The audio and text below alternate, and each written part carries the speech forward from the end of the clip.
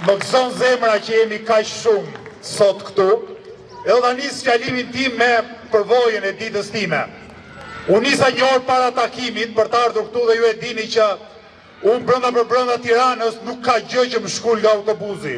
Kështu që deportova të lagjen time pa trotuar, në përgjithësi Tirana është pa trotuar, por lagja ime specifikisht, te kish tregu elektrik, është dora në zemër lagja më pak trotuar në Tiranë, sigurisht në Shqipëri, sigurisht ka përshtypjen edhe në Evropë. Parsi ja dola një këm trotuar, një këm në rrotat e makinës, hypa në autobusin e Unazës, dhe sigurisht fillova të piqesha si të gjithë bashkëpunëtarët e mi, nga vapa se me rritjen e temperaturave këta autobusët që janë parashikuar që të hapin kondicionerin për të kursyer parat në mënyrë që ai oligarku i transportit të bëhet më i pasur, nuk e zbatojnë kontratën, nuk e hapin kondicioner dhe të gjithë aty brenda, udhëtar edhe punonjës digjen nga vapa. Dëgjova një zonjë që ju ankua Fatorinos, na tha hapini më kondicionerin se vdiqëm, edhe ai ziu ju përgjigj, ju kam qenë mëngjes kështu më zonjë, nuk kemi çfarë t'i bëjmë. Në fakt ne nuk mund të merremi me njëri tjetrin. Punëtori kundër qytetarit do duhet të bashkoheshim për të treguar vendin atyre që na lën pa të drejta, që nga ajri në autobuse dhe të gjithçka tjetër. Tani sigurisht kur vjen në këtë lagje të hapen sytë se thua hapësirë vëllezër, hapësirë motra. A është Tirana kjo në një qytet tjetër? Si ka mundësi që ka ende hapësirë? Mirë po, fati i mirë nuk zgjat shumë në rast se qytetarët nuk i kuptojnë rreziqet dhe nuk organizohen. Sepse nuk dua të bëj Kasandrën, por jam i sigurt, në qoftë se fitojnë zullumqarët e sotëm, ose në qoftë se kthehen zullumqarët e vjetër, kjo hapësirë nuk do ekzistojë më. Një vit më vonë, 2 vite më vonë, 3 vite më vonë, ka për t'i dalë pronari fiktiv fushës aviacionit. E ky pronar fiktiv ka për t'ia dhënë tokën një oligarku, e ky oligark ka për të marrë treqerekun e fondeve nga krimi organizuar, e do të ngrej pallat mbi pallat, e kull për mbi kull. Ju do thoni nuk do guxojnë se kjo është hapësirë publike, nuk do guxojnë, do mendojnë dikush që është çik më optimist, sepse këtu ka shumë njerëz. Mirë po do guxojnë se i keqi po nuk e ndale, i shtohet oreksi e i shtohet guximi. A i dini çfarë po bëjnë në zemër të Tiranës, te stadiumi Selma Stërmati, ngjitur me shkollën e Min Duraku, ngjitur me murin e shkollës, por te muri i shkollës, do ngrejnë një përbindësh prej betoni, do ju zënë qytetarëve dritën, ajrin, do bëjnë që fëmijët të shkojnë në shkollë si në qark, dhe nuk e qajnë kokën fare, kanë filluar ndërtimin. Kanë filluar, shkolla është e sapo ribër, e sapo rikonstruktuar, me fondet bujare të Bashkimit Evropian, edhe asaj shkolle ka për t'ia hequr vlerën, pikërisht sepse do ngrejnë përmbiçin për betoni. Në qoftë se nuk ngrihemi, ata do ngrejnë mbi kokat tona gjithçka. Ata do ngrejnë jo vetëm kulla, ndërtesat pafundme. Ata do na ndotin ajrin edhe më shumë se sa sot. A i keni vënë re? Patjetër që keni vënë re, a i keni ndjerë në hundët tuaja, në mushkrit tuaja, ajrin e ndotur të qytetit tonë, ajrin e ndotur të Tiranës nga gjithë ato rrugë që janë hapur paralelisht 3 muaj para zgjedhjeve. Nuk ka qytet në botë që mund të përballojë që t'i hapen rrugët, të gjitha rrugët e veta në të njëjtën kohë. E sigurt mos fjaftoni rrugët në çdo lagje, dora në zemër në çdo lagje, janë duke u ngritur 3-4 pallate dhe nuk po flas për kulla, po flas për pallate 8, 9, 10, 12 katëshe. E prapë se prapë njerëzit ikin nga Shqipëria, për këtë dreqin ndërtohen gjithë këto pallate, për këtë dreqin ndërtohen këto pallate ku mbi 51.000 apartamente janë bosh në qytetin e Tiranës. Gjysma e tyre ka qenë bosh pak vite më parë. 51.000 apartamente, shumëzojni për 4, tani që mos dalë dhe unë si ata që s'din bëjnë matematik, del mbi 200.000 vetë mund strehoheshin në këto 51.000 apartamente bosh. Po pse rrin bosh të apartamente? Pse nuk i blen njeri? Pse nuk i jepen me qera? Se nuk ka pronë që rrikot, kujt i intereson?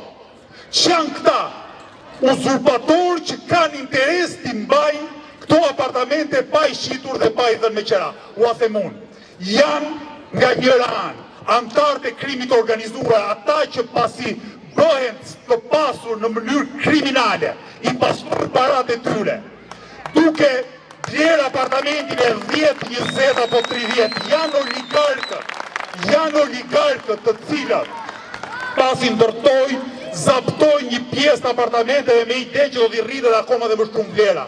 Janë spekulantët të cilat blejnë një mas të madhe apartamentes dhe prap kanë këtë ide. I mbajmë një vit, 2 vjet, 10 vjet, se një dit vlera do t'i rritet. Vlera atyre rritet, po e di çfarë do të thotë kjo, që paga jonë do bëhet gjithjemë më e pamjaftueshme për të blerë e për t'i marrë me qera këto apartamente. Unë isha në Astir para disa ditësh, edhe u frymësova, më fal, u revoltova, se s'po vinte fjala e duhur, edhe përmenda një thënie që ma morën për keq gazetarët, thash, lëvizja bashkë po erdhin pushtet kriminelve, sigurisht kriminelët do i fusin burg, po para se t'i arri burgu e prokuroria, oligarkëve dhe spekulantëve do t'ua krypin kokën me taksa, do t'i taksojnë fort apartamentet e 10-a, 15-a e 20-a, se nuk ka një mënyrë tjetër. Dora në zemër, nuk ka një mënyrë tjetër për t'i bërë të përballueshme apartamentet. Se edhe sikur ne, si do ta bëjmë, do t'i shtonin fondet publike për të mbështetur çiftet e reja, në qoftë se nuk ullen çmimet artificialisht larta të apartamenteve të ekzistuese, politika tilla vetë sa do t'i frynin gjithje më tej këto çmime. Por po shtëpia nuk është luks. Po flasim për një nga nevojat më të para, më bazike të njerëzimit. Njeriu ka lindur, njeriu që njohim ne, ka lindur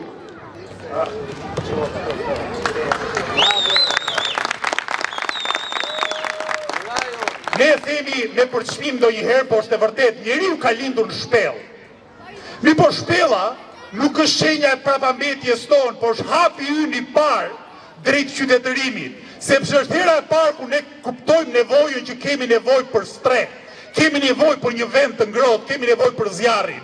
Madje në shpellat para historike ka vende të botës, ku në këto shpella ka dhe art, ka dhe pikturat vërtet prehistorike. Mirë, qoftë se njeriu i shpellës e kishte një strem mbi kokën e tij, sot qytetari i Tiranës, sidomos çiftet e reja, të shtresës mesme, punëtorët, po e ndërrojnë një strem mbi kokë dhe nuk e kanë, se nuk të del rroga, sepse çmimet e apartamenteve rriten 2 deri në 3 herë më shpejt se sa paga.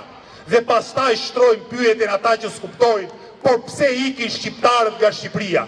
Po sigurisht se ikin nga Shqipëria sa kohë pagat janë kaq të ulta, sa kohë kushtet e punës janë kaq këqija, sa kohë nuk kemi mundësi të organizohemi sindikat se na pushojnë nga puna menjëherë, sa kohë çmimi i banimit është kaq i shtrenjtë.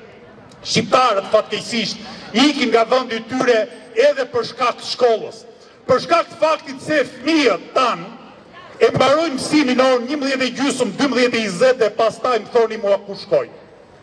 Ua them ku shkojnë fëmijët e mi. Po të më thoni edhe ju ku shkojnë fëmijët tuaj.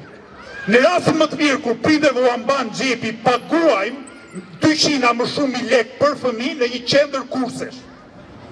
Një apartament jashtëzakonisht i ngushtë me një mësues që merr përsipër të edukoj 10 apo 15 fëmijë dhe fëmijët hanë një vakt thjesht ushqim. Në rastet e tjera janë prindrit tanë ata që nuk kanë pleqëri, sepse edhe në pleqërinë e tyre pa pension do duhet bëjnë rolin e edukatorit, po jo për 1 orë në ditë, as për 2 orë në javë, por për ditë nga 4, 5, 6, 7 orë të zëvendësojnë prindrit e vërtet të cilët duhet rrobtohen në punë deri në orën 6 apo deri në orën 7. Çfarë bëjnë vendet e zhvilluara? Vendet e zhvilluara subvencionojnë shkollat publike në mënyrë që nxënësit pas orës mësimit të vazhdojnë që ndrojnë shkollë, me të tjerë mësues të bëjnë detyra, të hanë një vakt të ngrohtë, të bëjnë një kurs sportiv, një kurs artistik, të solidarizohen dhe shoqërohen me njëri tjetrin dhe pastaj kur të vinë prindrit nga puna t'i marrin. Kjo është krejt e përballueshme. Në qoftë se ne rrisim buxhetin për arsimin aq sa e kanë vendet e tjera, Shqipëria jonë është vendi që investon më pak për arsimin, për shëndetësinë, krahasuar me vendet e rajonit dhe vendet e Evropës. Është vendi që vidhet më shumë dhe është vendi që paguan më pak për infrastrukturën që do të përgatis brezat e rinj. Prandaj është shumë e rëndësishme të kemi një politikë vërtet të re, jo si mashtrimet e dikushme, një politikë të kundëzimshme, një politikë të bazuar tek idetë, një politikë ku aktiviste një partie rrin 1 vit e 3 muaj për të hartuar një program 177 faqe që habit madhe të vogël e pastaj vlerësohet nga të gjithë ekspertët. Na quajnë utopist, na quajnë komunist, por shoqatat e biznesit, mbani vesh, shoqatat e biznesit I japin programit lëvizjes bashkë notën më të lartë. Imagjinoni, utopist të Fonza marrin notën më të lartë nga ekspertët e ekonomisë dhe shoqatat e biznesit për realizueshmërinë e programeve e projekteve tona. Kur ne themi pensioni minimal 21.168 lekë reja, kjo është tërësisht e realizueshme, është vërtetuar që është tërësisht e realizueshme. Kur themi pensioni mesatar nga 18.000 lekë të reja në 33.000 lekë të reja, kjo është plotësisht e realizueshme, nuk e them unë, e thonë ekspertë e pavarur, e thonë ata që nuk na njohin fare, e na vlerësojnë për punën tonë, do ta thonë qytetarët e Shqipërisë, e Tiranës dhe të mbarë Shqipërisë me votë në 11 maj, do të habisim njëri tjetrin, do të habisim mbarë Shqipërinë dhe do të hapim një kapitull të ri të madh dhe emancipues në historinë bashkëkohore të Shqipërisë. Ju falenderit shumë.